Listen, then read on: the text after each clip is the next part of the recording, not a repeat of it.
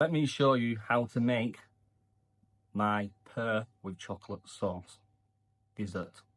Watch the video to learn more. It's a nice, easy dessert, guys. We start just by peeling an orange and a pear, obviously, because pears are in the bloody recipe, so we best use them. So this recipe is actually for 4 pears. So it is, so you got 4 beautiful serves.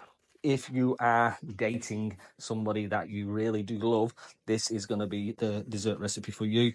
The wine I'm using is from Alchemy Wines here in Albany, Western Australia. Unbelievable wine.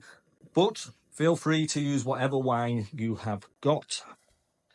You whack in some cinnamon, some star anise, and some vanilla extract or vanilla pod. And then basically, I've got some nice dark chocolate, 70% cocoa in this. And then this poaching liquid, basically we keep cooking that down. A little tip, if you've got quite a lot of poaching liquid left, then I would just chuck half of it. And it makes a syrup that we can then coat our beautiful pear with. So, beautiful chocolate sauce, nice and easy. I like to put salt in my chocolate sauces because I do not like them over sweet, and I think it just balances them out.